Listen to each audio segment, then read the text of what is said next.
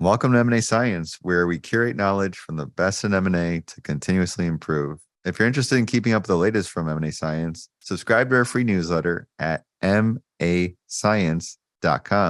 Every week, we share highlights from interviews, invitations to events, M&A role openings, and other resources as we build the greatest community of forward-thinking M&A practitioners. Again, that's mascience.com. I'm your host, Kison Patel, CEO and founder of M&A Science. Joining me today is Sarah Thuo, Chief Operating Officer at IBM Consulting Global Sustainability Practice. IBM is an IT technology and consulting firm providing computer hardware, software, infrastructure, and hosting services. They're also an artificial intelligence and innovation company traded on NYSE under IBM.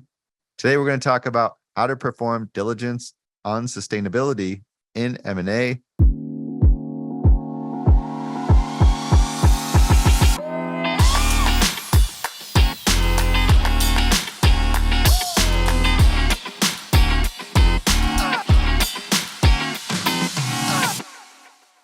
Sarah, how are you doing today? I'm doing very well. Thank you so much for having me, Kison. My pleasure. Can we kick things off with a little bit about your background? Absolutely. I'm an operations and M&A executive at heart, and I have transitioned into working on sustainability because of the urgency of ESG issues that we're facing in the world today. So I started my career in management consulting and then moved to be a practitioner in industry, specifically leading supply chains for private equity-owned companies. In PE, my roles morphed into operations due diligence and then M&A integration because of the complexity of the companies that I was working in and the need for acquisitions and integrations. I also spent some time at EY in the transactions advisory practice. I'm now part of IBM's sustainability team, where my role is focused on supply chain sustainability. You got an interesting mix: management consulting, supply chain, M&A integration, then transaction side, and then the sustainability focus. Absolutely. Yes. It's been eclectic, but really, really interesting and great. So why is sustainability important these days? So I think one of the primary reasons is that business is realizing the real effects of climate change. We have seen increasing disasters that are causing real supply chain disruptions, such as the droughts in Europe this past summer that caused worldwide disruption by stressing vessel routes. In addition to that, outside of environmental concerns, businesses are waking up to the interconnection between social issues and their ability to conduct business. There's a famous quote from the old Unilever CEO, Paul Polman. He said, businesses cannot succeed in societies that are failing. And I think that is truer now than it has ever been. We're seeing that, for example, there's a war in Europe that has drastically increased global costs of many commodities, and not just things like oil, but even when you look at something like wheat that you would not think about being affected by a war in Europe, the commodities have increased in cost significantly. Businesses also understand that issues such as human rights are important to their stakeholders. I think this is a part of the reason why, for example, in the US in 2020, you saw a huge reaction from American businesses with empathy and action to the death of George Floyd. I think the third reason is there's increasing pressure from shareholders and customers for companies to run sustainable and responsible businesses. So customers are demanding proof of sustainability, and there's also increasing activism in the shareholder community. An example that comes to mind is in 2021, Exxon lost some board seats to an activist environmental hedge fund. So their shareholders and customers are demanding sustainabilities from these companies. And lastly, there's increasing regulation that's driving sustainability action. I see it a lot in Europe. So regulatory bodies are starting to mandate sustainable business practices. And we've seen this in sustainability. What starts in Europe makes its way across the pond. And we see that happening in the US. A lot more regulation or proposed regulation around sustainable business practices, and compliance. It's a pretty wide scope there.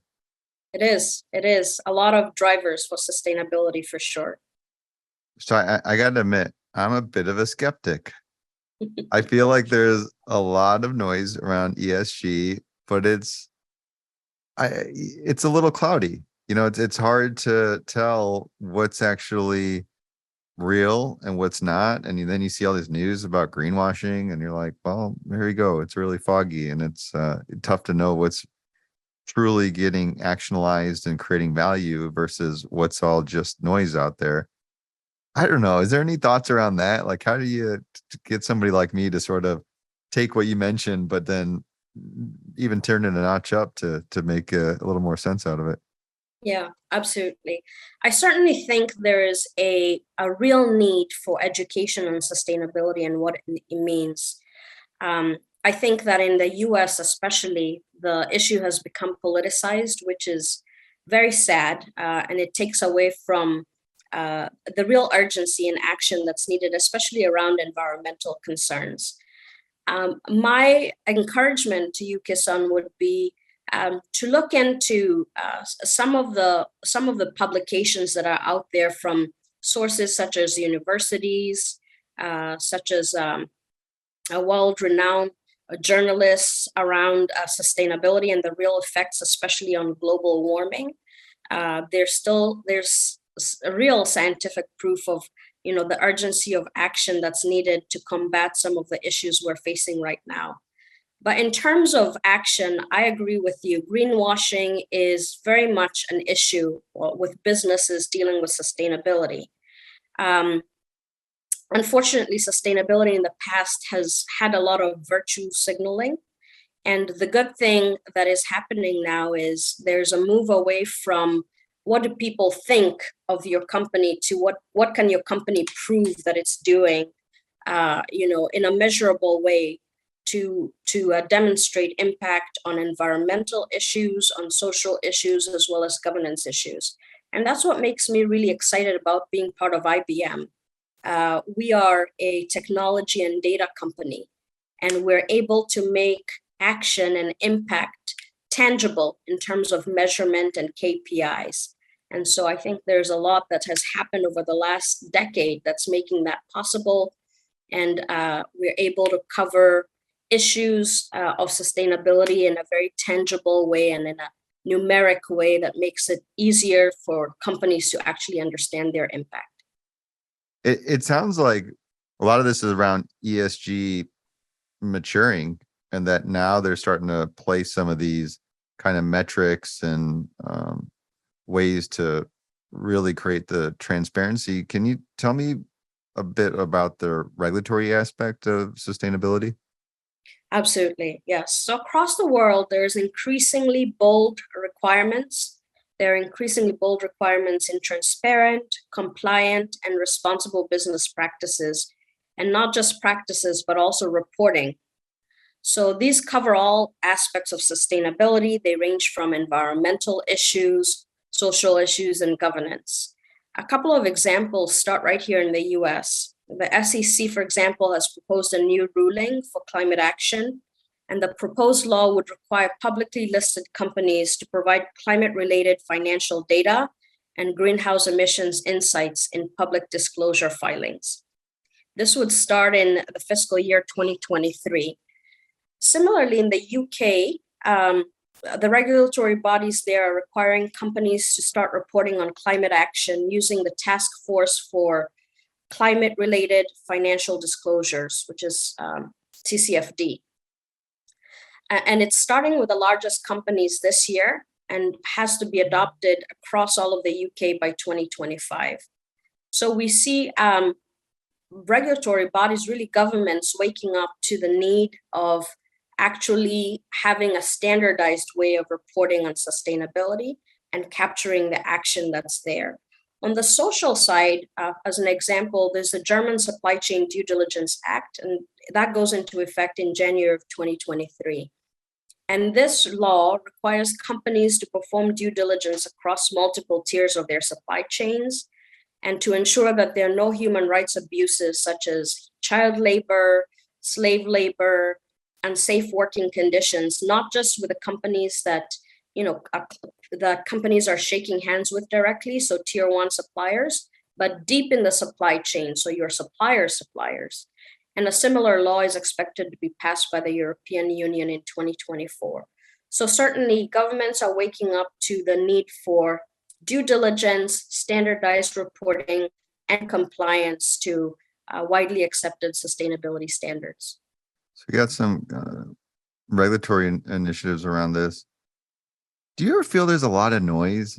Because I feel like I constantly hear of new consulting firms popping up, tech firms around ESG, and it just reminds me of the crypto scene as it is. It's just a lot of noise. And does the dust need to settle to see what's actually the real players?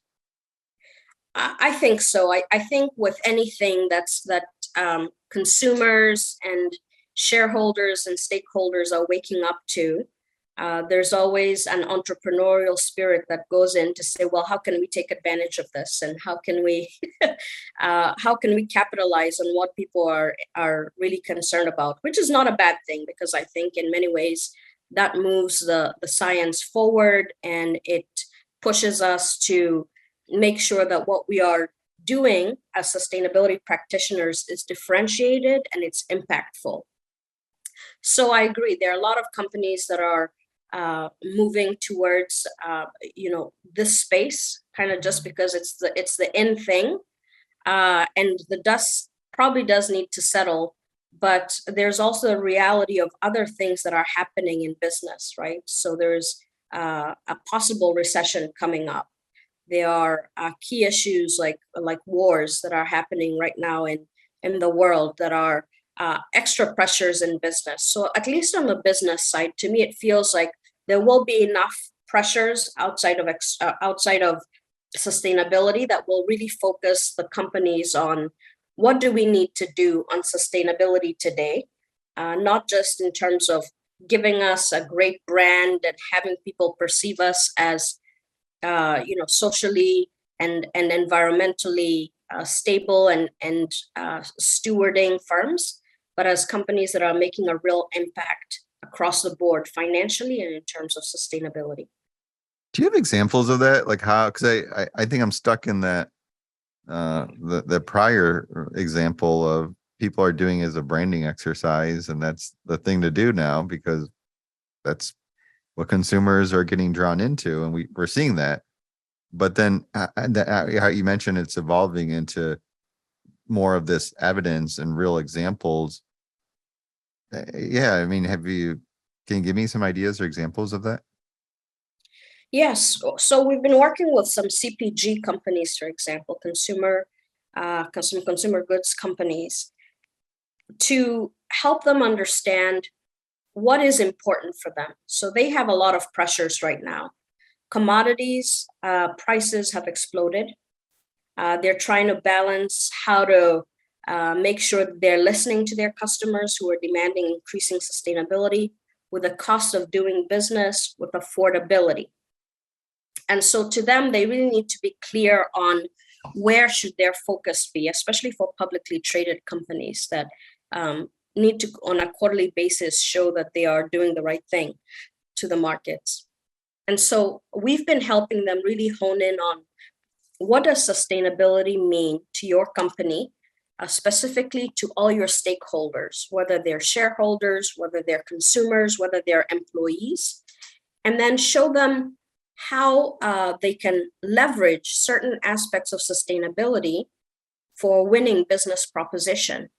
In transparent supply chains, for example, they are able to show their customers the journeys of products all the way from the first mile to the last mile, and show how commodities are responsibly sourced, for example, how there is emissions footprint reduction in the production process of the final goods and services, and how the consumer themselves can make an impact by buying that product on people like farmers. We've helped a company called Farmer Connect, for example, connect coffee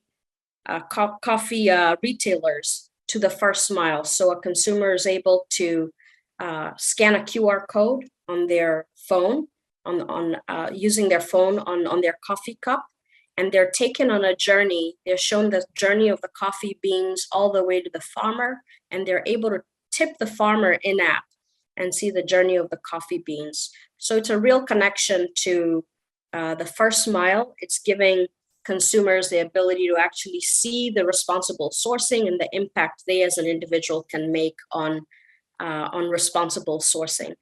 So there are many examples like this where sustainability does actually drive good business. It drives transparency, it drives compliance, and it drives visibility in many aspects that have not been seen before.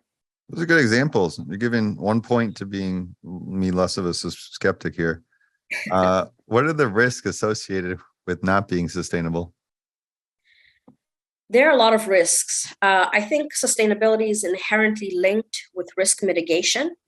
And other than the fines and litigation that can result in non-sustainable practices, I usually try to help my clients think the other way. So what are the benefits that we're losing out on by not being sustainable? Some of those we just talked about through the CPG companies that we're working with.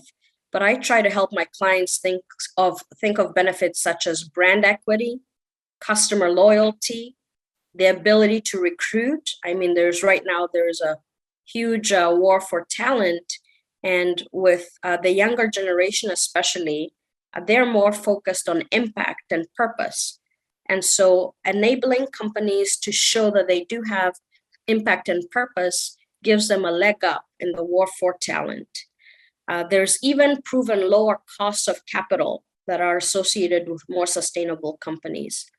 So sustainability is good for business, and non-sustainable practices are increasingly going to become very costly for businesses.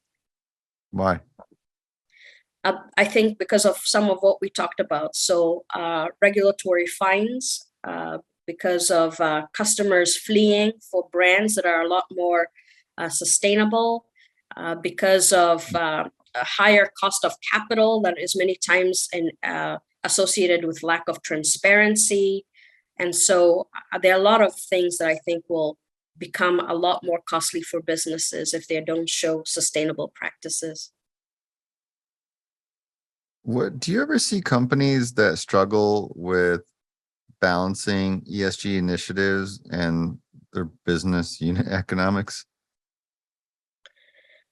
Yes, I mean, I think it's a struggle for most companies today, especially those that are high emitters, right? So if you think of oil and gas companies, their core business in oil and gas is not great for the environment at large. But what we see is companies that are kind of embracing that and understanding, how do I then pivot for the new world, right? So a lot of companies that we're working with in oil and gas, for example, have gone into the EV business, and they're trying to create a whole new business out of electric vehicles and out of other technologies that are a lot more lower emissions. And so rather than thinking of it as a cost of doing business, I think the companies that are really successful are looking at what are the other opportunities that this brings on, and how can I become a first mover and have an advantage as a sustainable business. You have to have that disrupt yourself mindset, it sounds like. Absolutely. It's a self-disruption, and it's also in keeping with the times. A business that doesn't change is usually a business that's dying away. And so change is inevitable. And I think embracing that change and understanding how companies can really thrive in that change is the way to go with sustainability. What other benefits of sustainability? You think it actually increases your enterprise value somehow? I think it does. I think certainly the positive earned media is great in terms of brand equity. But also you can get stronger financial valuation through transparent reporting, which is part of ESG, just bringing a lot of transparency to what you do. And improved financial performance through enhanced corporate governance. So this is I think some of the levers that you can use. These are some of the levers that you can use for better financial valuation through sustainability. Some other benefits, I think, are things like future proofing, right? Sustainability regulations are on the rise globally, and embracing sustainability means that you're future proofing your company for what is required in the future. So imagine companies that don't do emissions reporting today.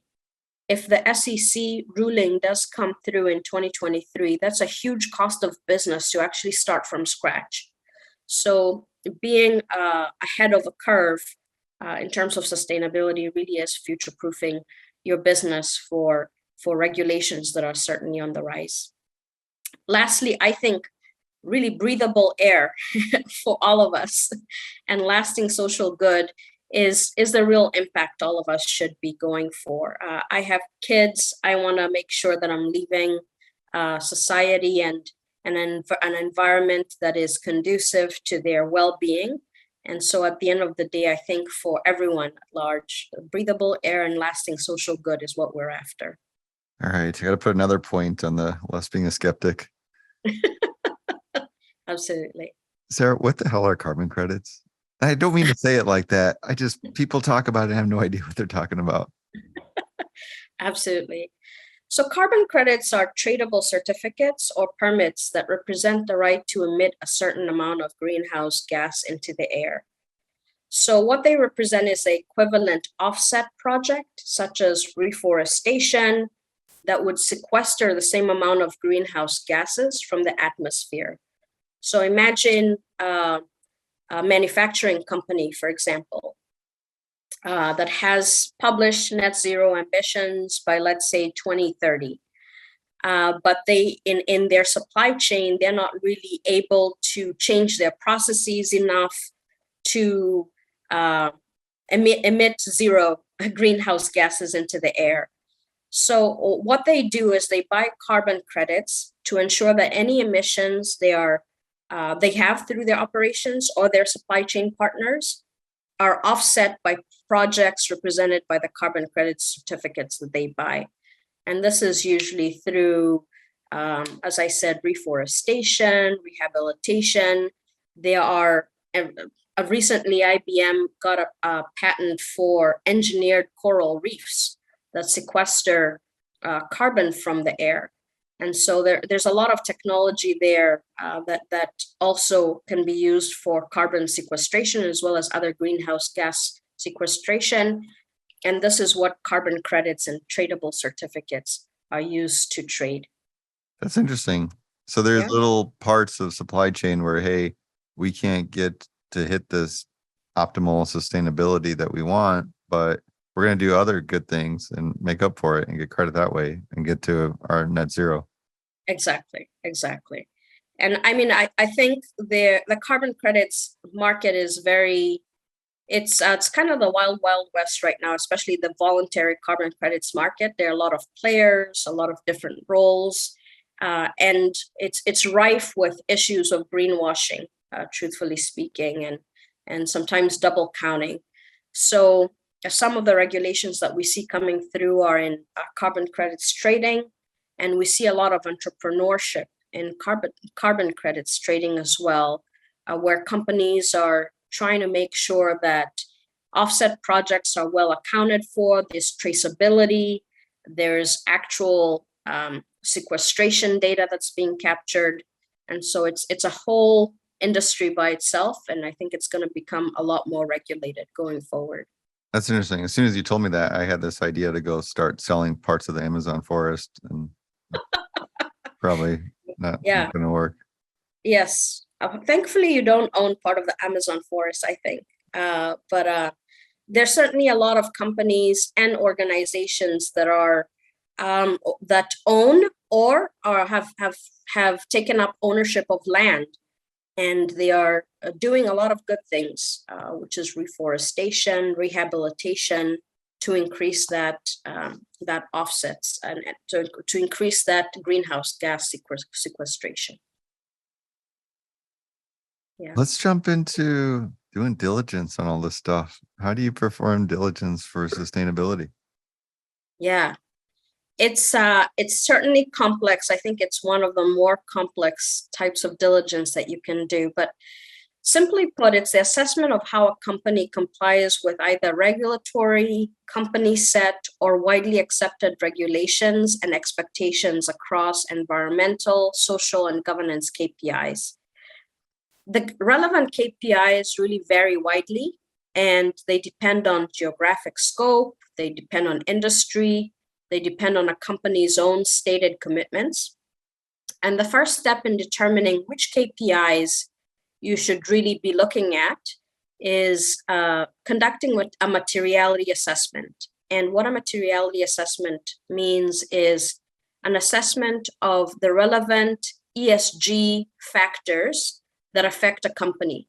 So whether those are enforced by government regulatory bodies that the company is aligned with, or stakeholders such as shareholders or customers, or even peers. We determine through a materiality assessment what those specific KPIs are. In environmental matters, for example, hazardous material management, for example, would be more pertinent to a chemicals company. But if you think of a food retail company, it would be more focused on issues such as water conservation and minimizing waste. So in total, an ESG due diligence has to determine whether a company already achieves or is capable of achieving the specific KPIs expected by their stakeholders. And these are either through industry norm or through their own stated commitments. I think a good ESG due diligence also needs to ensure that a company meets existing as well as upcoming ESG regulations, and should also uncover any risks associated with non-sustainable practices. That was a lot. Can you break that down for me step by step? If I'm, more of a layman, what would be the steps you'd go through? Yeah, absolutely. So I think the first step is understanding what are the ESG KPIs that you're looking at. And that depends on, many times it depends on which industry you're in and which geography that you're in. If I think of a manufacturing company, for example, a chemicals manufacturing company in North America, I would be looking at some of the big chemicals KPIs, such as hazardous waste, such as materials management, such as circularity, such as safety for their workers, as well as safety for the end consumer. And I'd also be looking from a regulatory perspective, where do they sit? So are they in a state that's highly regulated in terms of what they can do with their facilities? And if I look at the US wide, how does the SEC upcoming regulation on GHG emissions, as well as climate-related financials affect them? So these are some of the questions I would start asking. Okay, so this first step, we got the KPIs and looking at the regulatory part as well. Is this stuff that I'm forging, or is it stuff that I'm looking for the company that already has some KPIs established? Where are they coming from? Yeah, so a lot of companies are already reporting on this. So most companies have ESG reports, annual ESG reports, and they collect data from many different sources to put into that ESG report. Worst case scenario, if you're dealing with maybe a smaller company, an unpublicly listed company, this is information that you'll have to gather. And so part of what we do at IBM is help collate all that information from the very many different sources and put it into, into one structure, and many times into a specific structure that's needed for regulatory reporting. So if you think of TCFD, for example, in the UK, there are very specific regulations on this is the standard that we have. This is what we mean by emissions. This is scope 1, 2, and 3, etc. Emissions. And so it's not just gathering data randomly. It's also aligning it to a specific reporting standard for reporting as well as for due diligence. Okay. Yeah. And then once I get that information and start looking at it, what's next? Yeah. So it's comparing that information to expected standards, and those are either set by regulations, or they're set by customer expectations, or they're set by peers. So how are peers in the industry doing compared to the company that you're working with, for example? Or what do customers expect? Or even what has the company actually said that they're doing compared to what the data says they're doing? And so that is what a sustainability due diligence project would look like. And then the output is the results of those KPIs. So how is a company doing against the different KPIs for the different ESG KPIs? And then how are they set to do in the future based on the operations and based on their growth goals and how their supply chain will change, for example. And then you make a report and all this stuff. Correct. Yes. Yes. How does this impact the actual deal? Yeah. So I've found that it really depends on, it has a lot of factors. It depends on the buyer. It depends on the industry, and it depends on what you find.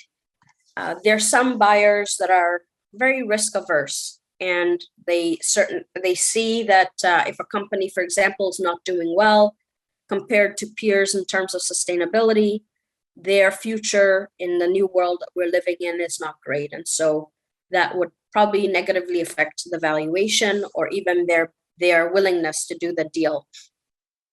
There are other companies that figure out, well, yes, we might be in a bad situation from a sustainability perspective, but we have a way to help this company become more sustainable in the future.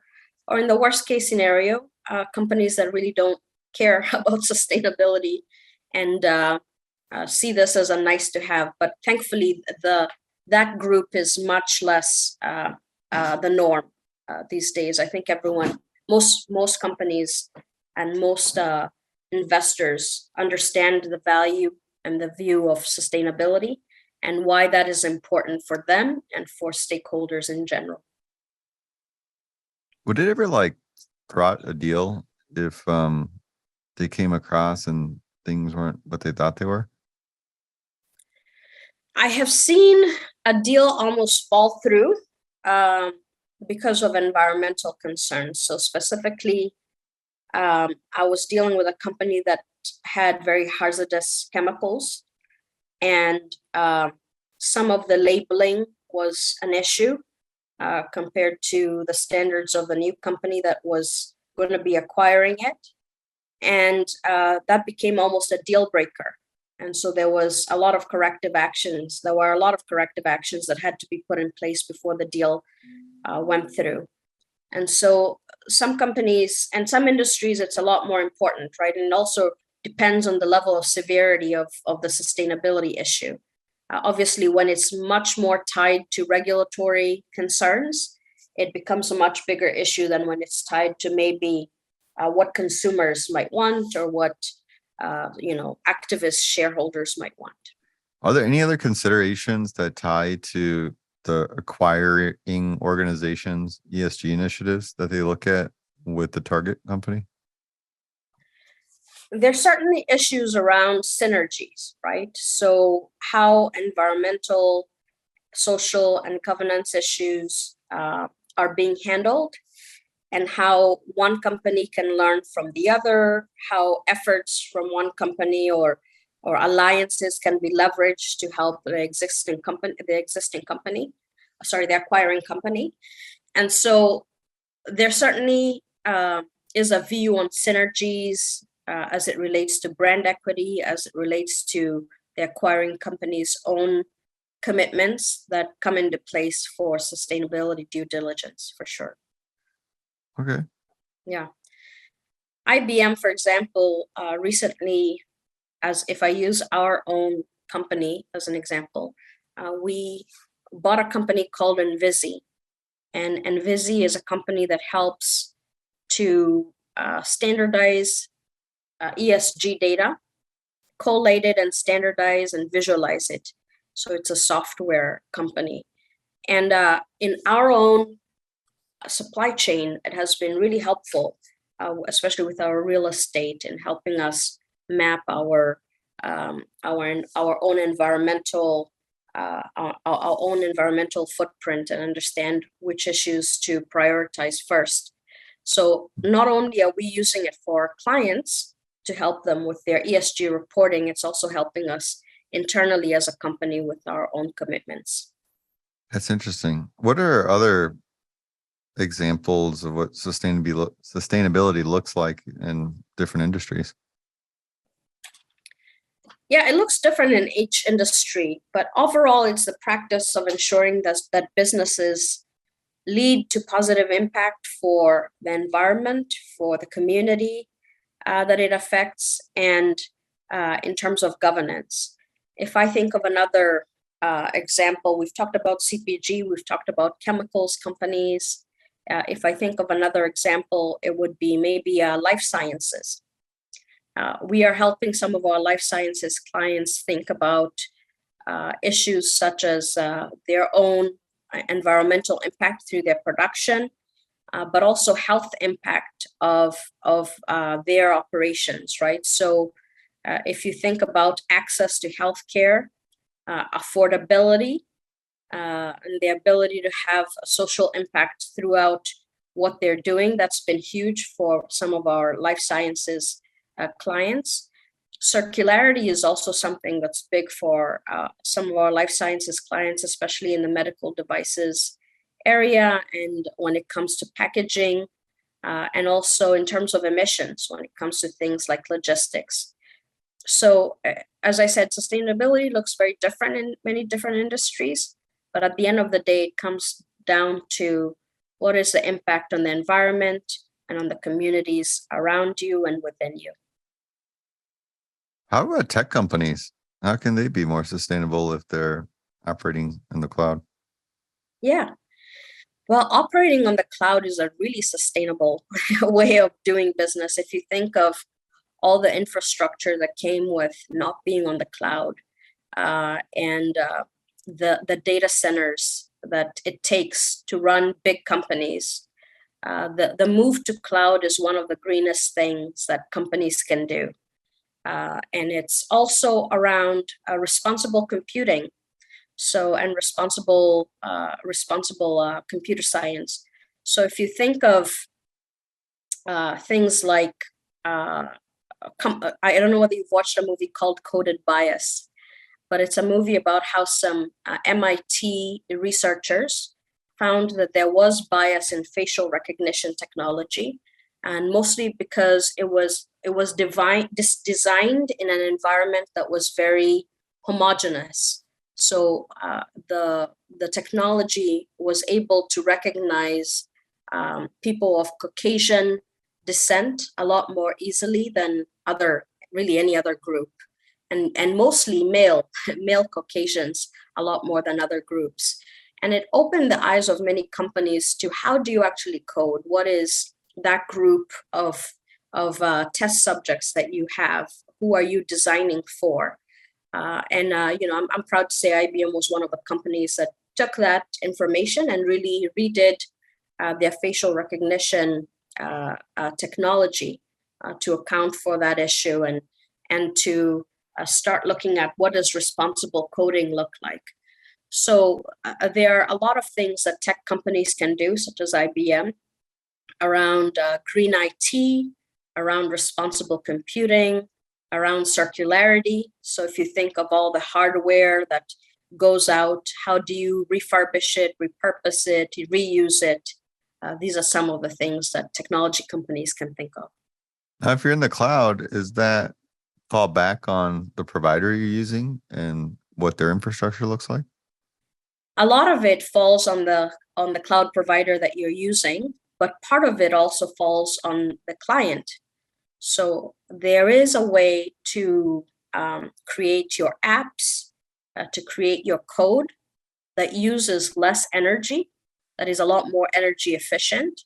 So it's a shared responsibility, not just on your cloud providers, but also on the apps that you're creating, on the apps that you're buying and loading. And so it is a much better way, though, of doing business on the cloud rather than with hard infrastructure.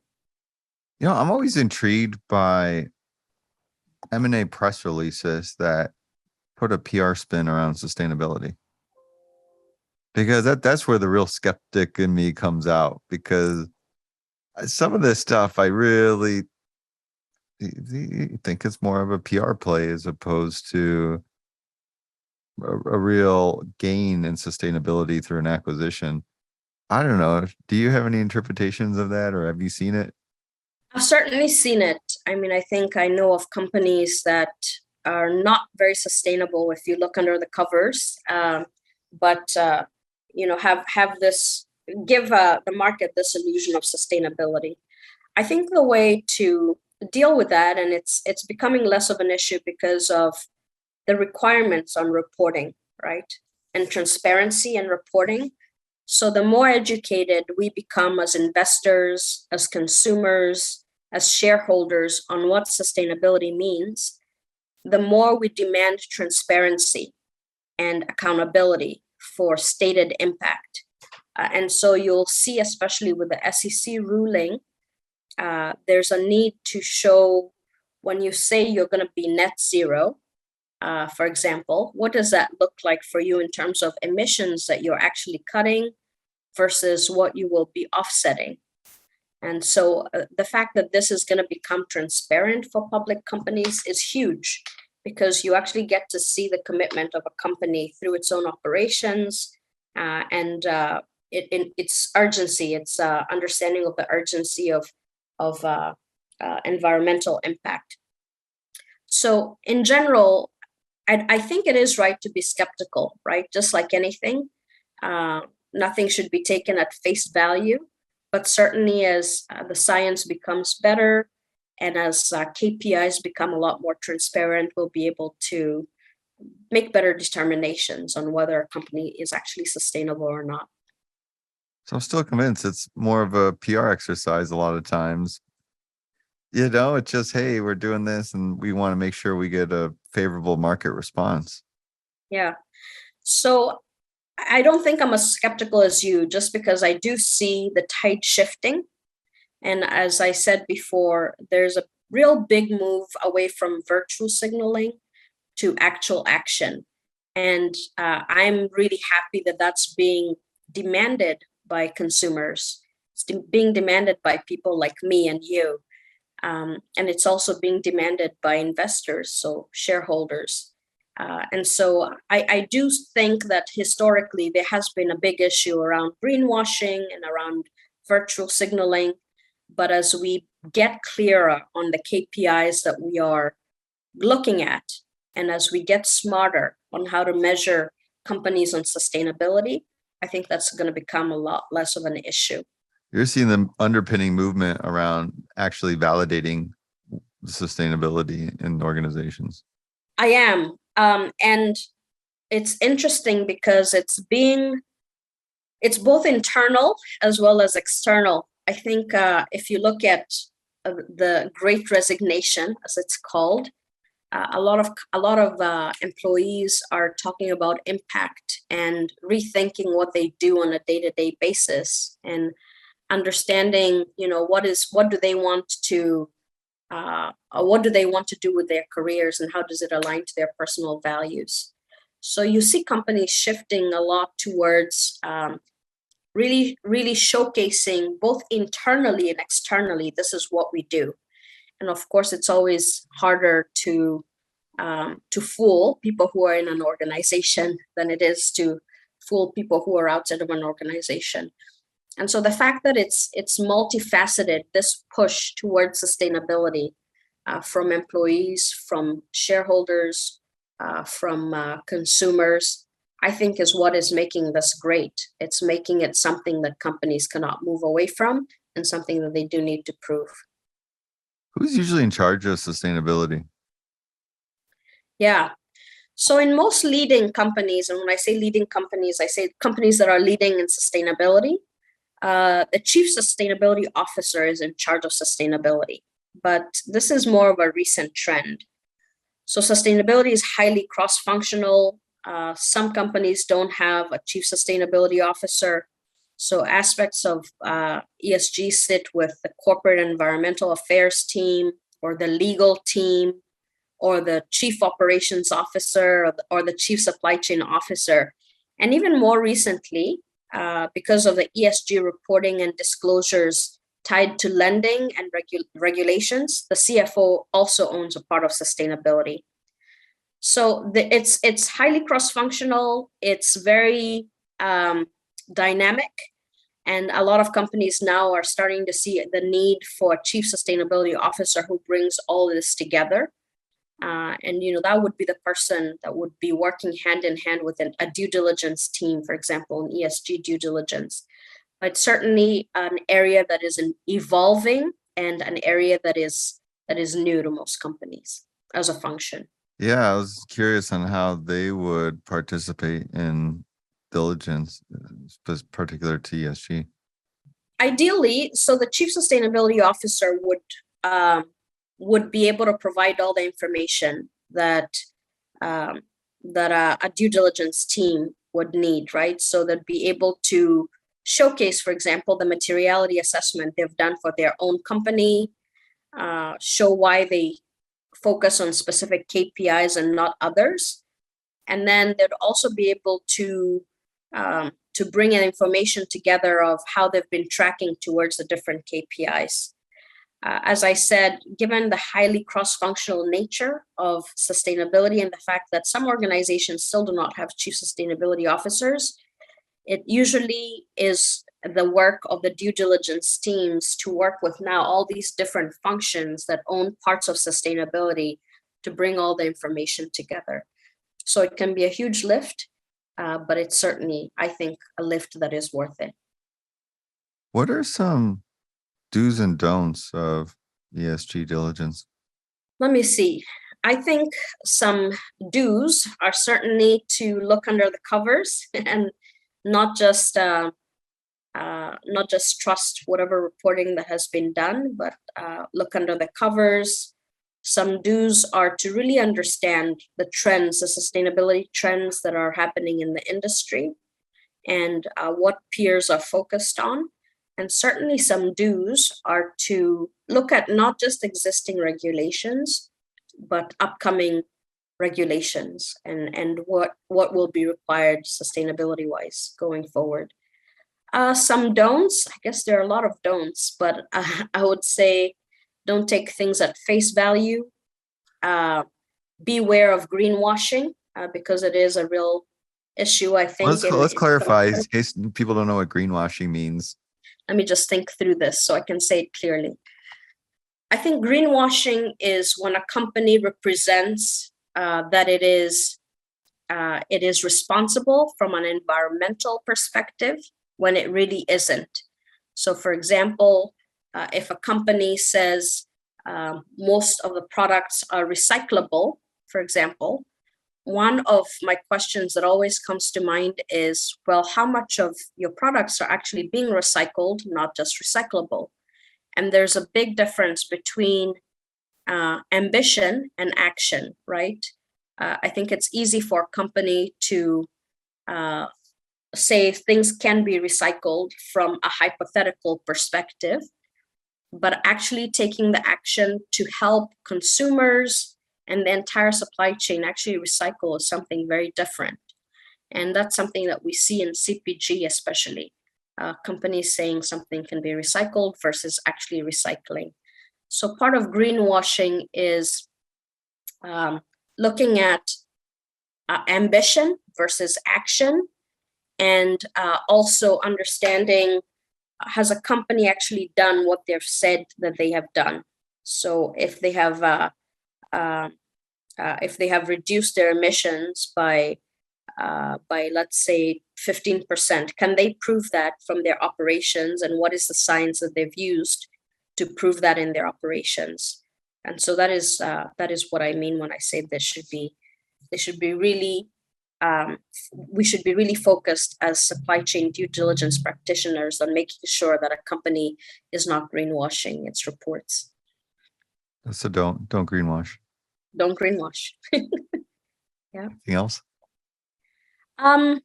Those are what come to mind immediately. I mean, I think there's also sometimes there are companies that have a carbon tunnel vision. And what I mean by that is when people talk sustainability, a lot of them are talking about the E in ESG. They're talking about the environmental issue, and specifically they're talking about emissions. And while emissions are important to make sure that we have a sustainable world, they're not the only issue that should be on the table. Now, there are issues even in the environmental part around biodiversity, circularity, things that contribute to the environmental well-being outside of emissions. There are social issues that are important to many stakeholders, and certainly governance is a big thing in terms of ensuring transparency and ensuring that the company is doing the right thing in the long term. Sarah, what's the craziest thing you've seen in M&A? I think I have to think long and hard about that one. But one that comes to mind is I was part of the beauty and personal care industry during the pandemic. And in the middle of the pandemic, I was in charge of integrating an acquisition that had just been made right at the beginning of the pandemic. And what was crazy about it is we had to toss most of the synergy and integration assumptions that the due diligence team had done. And we had to create what our roadmap looked like from scratch, because the world pre-pandemic looked very different in the beauty and personal care industry than it looked post-pandemic or during the pandemic. So there was a huge spike in demand for things that had been considered commodity and dying brands such as cleaning products, whereas things like high-end beauty products that were flying off the shelves before that, there was barely any demand for them. The demand had literally disappeared with the lockdowns. So it was a lot like learning a whole new aircraft system as a pilot while flying the airplane. And it was pretty intense, but I'm proud that we did it successfully. And so I think what it taught me is to always be able to pivot with the times, to pivot with the demands that come with integrating a company. Yeah, that's especially when they're really out of scope. Exactly. Be ready for anything. Be ready for anything. I like it, Sarah. Thank you so much for taking the time. I appreciate it. You're helping me become a better M&A scientist. Those of you still with us, thank you for staying through this. And till next time, here's to the deal.